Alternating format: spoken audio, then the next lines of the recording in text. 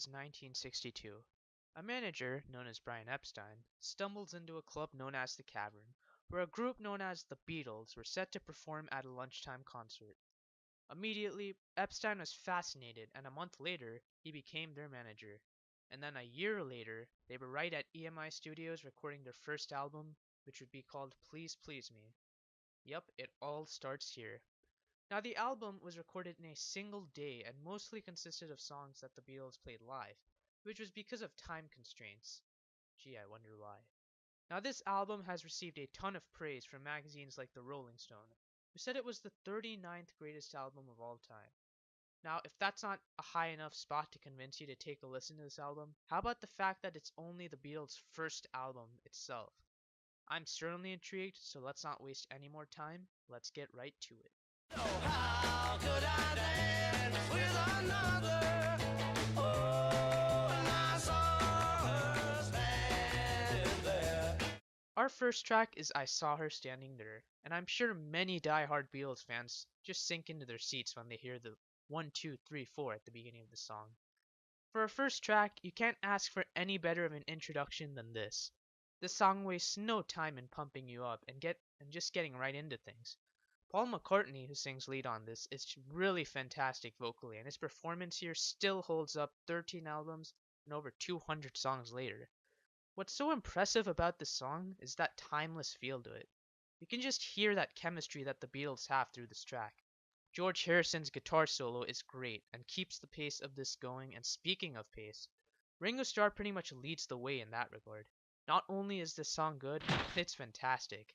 It stands the test of time and should continue to do so years and years from now. Going back to Rolling Stone, they ranked this as the 139th best song of all time, so I'm certainly not alone in thinking that this song is brilliant. The world is treating me bad. Misery. The second on this album is Misery, which is a true collaboration between John Lennon and Paul McCartney. Now, I just want to point out that in the writer section, I'm listing the actual real writer of the song, even though the Beatles records credited Lennon-McCartney to either a Paul McCartney written song or a John Lennon written song, as most Beatles fans know. Anyways, back to this song. It's one of the few early pessimistic or downbeat Beatles songs in which it tries to convey a melancholy feeling, if you know what I mean. Now, the weird thing is that while it's lyrically depressing, the music to this song is actually pretty upbeat. Now, normally I would have a problem with that, but the musicianship on the song is so outstanding, I honestly don't mind. That's why I'm calling this good.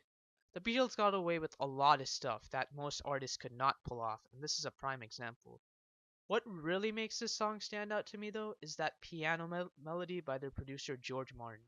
It honestly complements Lennon and McCartney's vocals so well. And speaking of their vocals, this is one of many songs where both Lennon and McCartney sing lead. Talk about versatility. You say he loves you more than me, so I will set you free. Go with him. Our next song is Anna, parentheses go to him. Then actually makes it the first cover I'm going to discuss. Now, this song was originally by Arthur Alexander, who was a pretty famous songwriter, but his version didn't quite make enough noise on the charts. Fortunately for him, John Lennon was a fan of this track, and the Beatles decided to cover it. Now, the interesting thing about this cover is that the Beatles, a rock band, are attempting to cover a soul song. This is what intrigued me the most about the Beatles in particular. It was their ability to incorporate so many different genres successfully. Now, in this song's case, they do it justice. It actually has a lot more pessimism than the last track because not only are Arthur Alexander's lyrics depressing, but John Lennon sings it so well and honestly conveys that misery well. The instrumentals, unlike the last track, are also done very well to convey that sadness. I really admire that guitar riff in particular because it just sets the sad mood of the song so perfectly. Now, this one is easy. It's certainly good. Whoa, these chains of love got a hold on me, yeah. Song number 4, Chains, is up next. Interesting how they start the album with 2 Lennon McCartney originals, then immediately go to 2 covers. It's a nice balance for sure. But so this song marks the vocal debut of George Harrison. Yup, he sang on Beatles songs as well. His singing voice early on was pretty subpar, but really improved in their later albums. In this track, I think he does a solid job alongside with the harmony vocals from McCartney and Lennon. This song to me though is just okay. Whoa, what? You thought I was gonna give every Beatles song a good rating? Well, surprise, surprise, that's not gonna happen because this band, contrary to what some people think, did put out several okay songs once in a while. Now, this one isn't bad, don't get me wrong, but it just doesn't leave a lasting impression. While the harmonica playing by John Lennon is really amazing, and that will always stick in your head, it's just okay by everything else. It's really just your standard three chord song that really doesn't go anywhere. That being said, though, it still sounds good, and there are definitely a lot of people who really like this cover. It's not bad in any way, but it's just not interesting enough to me. You know I mean, boys. Well, I talk about boys now. Ah, boys. Next up is Boys, which makes this three straight covers. Now, this one is definitely interesting in the same sense that I Saw Her Standing There was, and that's mainly because it has the same elements that made I Saw Her Standing There such a hit. This would mark the debut of Ringo Starr as a vocalist, and while he is a bit more limited than George Harrison, he does a fine job on most of his songs, including this one. The musicianship here is great as usual, with a solid performance from Ringo Starr keeping the upbeat pace and the other Beatles backing vocals. It's certainly a good song, but I do have one problem with this one, and that's the solo. While I did say the musicianship was pretty good, the solo was pretty weak. At times, it's a bunch of short notes, and compared to the rest of their discography, it just really doesn't hold up. But that's just me, obviously. I'm sure others like it, and overall, it doesn't hurt the song too much. Ask me why. I say I love you, and I'm always thinking of you. We get back to Lennon McCartney originals with Ask Me Why. Now, if there was one word I could use to describe the song, it would really just be simple. The first time I heard it, I thought, is that it? Because, I must have been paying too much attention to the lyrics because musically, the song is pretty impressive. Each verse ends differently, and the bridge is just fantastic. It's a good song. Mixed with John Lennon's brilliant vocals, the song certainly sounded like single material. And sure enough, it was. While the song isn't quite as special enough to really stand out in the Beatles catalog, it's a neat hidden gem that certainly showcased how great the Beatles are at making simple songs work. Come on, come on, come on, come on, please, please, please, oh yeah, like I please you. Whew, well, here's the big one. Please Please Me, the title track, which many Beatles fans consider this the song that started the hype. Now, the Beatles were really great at these energy inducing songs. Much like I Saw Her Standing There, this song not only keeps moving, but it just keeps pumping you up. The vocal work on this song is absolutely amazing. Could you imagine people hearing this song for the first time back when it came out and having their heart melt every time Paul and John sang Come On, Come On? This one isn't special lyrically, but it's just so good musically that you don't even care. This song isn't just good, it's great. It's easily the highlight of this album. So please, love me do. Side 2 begins with Love Me Do, which was the first Beatles single. Honestly, I'm conflicted with this song. It's similar to Ask Me Why, in which it's so simple lyrically and even vocally, and it really doesn't stand out that much compared to their discography. On the other hand, though, the harmonies on this song are just wonderful, in which they hook you in, and when it's mixed with that just memorable harmonica melody, it's hard to dislike the song. When compared to their discography, this one tends to get buried there, though, and there is a reason that this track was not a number one hit. It really just lacks enough substance, in my opinion, to put it in the same category as songs like I Saw Her Standing There and Please Please Me. However, I will still call the song good, but just barely, only because of how fantastic the song's melody is. P.S. I love you. You. Next song is a Paul McCartney written P.S. I Love You. This song certainly has that connective vibe in it, which it reaches out to you and makes you feel engaged. However, it's really not memorable. Paul McCartney does a great job vocally, and no Beatle does a bad job here. But man, the song just leaves you with an underwhelming feeling. It just goes by quickly and it seems like filler, which some of these early Beatles songs will have an issue with. There are a lot of positives to keep this in the okay category, but when it comes down to it, this one is rather underwhelming when compared to some of the other songs on this album. And I think it makes perfect sense that they did stick this out as a B-side to Love Me Do. Can't help myself, 'cause baby, it's you. Next is a cover of a Shirelle song, Baby It's You. Immediately what sticks out to me are the backing vocals. The shalalas certainly make the song stand out, and the vocals in general are on point here. Now the interesting thing is actually musically here, where there is a segment consisting of a Celesta solo, which is actually played by George Martin. Now this one certainly has enough charm in it to be considered good, and it's mostly because of John Lennon's performance. Listen, do you want to know a secret? Next we have Do You Want to Know a Secret, which is George Harrison's second song on lead vocals. This was intentional because John Lennon, who wrote this song, pretty much wrote this song not to be challenging to sing. This is a unique song because it actually has a distinct intro, and I really like that because it just sets the stage and kind of gives you a sense of intrigue, whereas other songs just head right into it, such as P.S. I Love You. Aside from that intro, there's not really anything amazing, but it still has some nice moments here and there. Even though George Harrison is limited vocally here, he still does a great job on vocal duty. Also worth mentioning, this song was actually released as a single in the US, and if it weren't for another Beatles classic, which is Can't Buy Me Love, it would have gone to number 1. So yeah, I'll call this one good, though it's on the lower end of good because it does go by rather quickly. A taste of honey, a taste of honey, tasting much sweeter than wine. Next is A Taste of Honey. Now, I didn't even used to notice this one during my first couple listens of this album, but recently I've just caught on to this cover. Now, here's a fact that I bet no one knows. This is the first Beatles track to change time signatures in the song. If you thought only the later Beatles songs did that, well, you're wrong. It was here when they started that. Another big distinction the song has is that there's no chorus. Combining all that with the fact that the song also has an intro similar to the last track, man, how did I just pass over this fantastic cover the first time? I didn't even mention the great vocal performance that Paul, John, and George put forth here. If you haven't guessed it yet, it's good. And now, while the side started out rather dull, watch out because this album is going to pick up fast.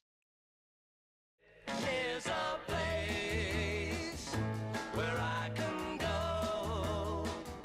Penultimate track is There's a Place, and this one is a personal favorite of mine for one reason: the vocals. This one is sang in harmony between John and Paul, and the end result is brilliant. The vocals peak at the end of the verses where it almost becomes breathless. I also really like the bridge for a similar reason. So not only are the vocals great, but for once, the lyrics are great too. I haven't been talking about the lyrics of any of these songs because all of them have kind of been the same thing. I don't hold that against any of the songs though because the Beatles were still pretty new to songwriting, and hey, it's rock and roll, which generally isn't really known for its lyrical quality. Here though, they actually go a bit deeper, literally. It's pretty clever that they describe a mind as that place where everything is peaceful. For the Beatles, that's actually ahead of their time. I know that this song was just slapped as a B-side, and it really isn't as memorable as their other tracks, but for those who like the Beatles' hidden gems a bit more than their popular counterparts, this song is definitely one of them. The harmonica riff, the vocal work, the impressive lyrics, all are certainly good enough factors to make this one great. Well, shake it up, baby, now. Shake it up, baby. Twist and shout. And finally, we arrive at the last recorded track, and the track everyone seems to regard as the best Beatles cover, Twist and Shout. Now, this song just leaves you with breathless because it takes all the energy that Please Please Me and I Saw Her Standing There generates and multiplies it. Once again, the vocals on this song are absolutely amazing, especially John Lennon. He actually had a cold the day that this album was recorded, and since the song would drain his voice, they tackled the song last on purpose for that reason. Despite that cold, he still nails these vocals. He had to shout them essentially, according to him, but it fits so well in the song, and when Paul McCartney screams after the first solo, the song just leaves you amazed. The thing is, it's not too complex instrumentally or lyrically, but in songs like these, you just forget about the simplicity because the Beatles were experts in these kinds of songs. This song is definitely good, and very well one of their best covers, if not their best. It's bonus time, sorta. We're not done yet, as we have a whopping 4 songs left to talk about. As I mentioned, I'm going to discuss songs that were released in between albums on the preceding album. In this case, from the release date of Please Please Me, which is March 1963, to the release of their next UK album, which was 8 months later, there were 4 new songs released. Just call on me and I'll send it along with love from me to you. We start with From Me to You, which was their second #1 hit. Now, this song is pretty special. I mean, the verses are in major key, but then in the bridge, it goes to minor key. That was pretty innovative, but we all know that's not why everyone loves this song. Once again, it's the vocal work. The opening riff is actually sung out, which is kinda cool, but also features a shared lead vocal by Lennon and McCartney, which is like Please Please Me in that regard. As great as the song is, when you look at their discography as a whole, this one tends to get buried a little bit. But when you're a band like the Beatles that produces hit after hit, that's bound to happen. Need I say that it's a good song? I think we knew that already. And all I gotta do is thank you, girl, thank you, girl. Now the B-side, Thank You Girl. Now this one is pure fan service, if that even makes sense. Keep in mind that at this point, a majority of Beatles fans were indeed girls, mainly because most Beatles songs were directly connecting to them. No song, though, does that as directly as this one, though. I certainly imagine the impact the song had on the female Beatles fans. I mean, the song itself is fit to be paired with From Me to You for that reason alone. As for the quality, it doesn't exactly stand out that well, but it still has a lot of factors that work. I mean, I know I keep repeating this, I just have to emphasize it one more time though that John Lennon seems to be singing his best on these singles. There hasn't really been a bad effort on vocals so far, which just shows you the collective talent the Beatles had. It also meshes really well with the harmonica bits on this track. Now, despite all that I've said though, this one doesn't hold up too well when compared to the Beatles' entire discography. I can't call it anything but good here, but it's certainly on the lower end of it. She loves you, yeah, yeah, yeah. She loves you, yeah, yeah, yeah. Now he really peaked with She Loves You. While I think that Please Please Me and I Saw Her Standing There were one of their finest earlier efforts, this song might be even better than those two. Not only is it energy inducing with that absolutely fantastic chorus, but it's also innovative. It's a love song, of course, but instead of the narrator professing his love to someone, it's actually the narrator acting as a third party between the other two lovers. Again, though, what makes this song one of their best songs is just how much energy this song has. I mean, McCartney and Lennon's vocals are pretty much responsible for that, and I actually consider it one of their finest vocal performances singing together. This song is good, and it has so much praise that I've probably repeated a lot of it. But I'll get you in the end. Yes, I will. I'll get you in the end. Finally, we conclude with I'll Get You, the B-side to She Loves You. Now, this song is pretty hidden, and on the cover of the single, it's not even mentioned, which is pretty sad. Needless to say, though, it's pretty underwhelming after a track like She Loves You. Despite that, I would still call it good. McCartney and Lennon singing in unison will always sound great, and the lyrics, which contain the line, Imagine I'm in love with you, predate songs like Lucy in the Sky with Diamonds, Penny Lane, and heck, even Imagine as songs that make you kind of paint a picture in your mind of what the song is describing. It's pretty standard in everything else and does go by pretty quickly, but it still has its place in the Beatles' discography. And that was Please Please Me, along with the 4 new songs released in between albums. Now, many people call the Beatles a boy band, which I've always disagreed with because a lot of their songs really innovated the music scene at the time. And while yes, many of their songs had pretty mediocre lyrics, keep in mind that for a first effort as singer-songwriters, this album was pretty amazing. I mean, 12 of the 14 songs were good. If you counted the 4 songs part of the 2 singles, that would be 16 of the first 18. And even if I were a bit more harsh on songs like Love Me Do, Thank You Girl, and I'll Get You, that's still 13 of the first 18 songs that really left a great impression.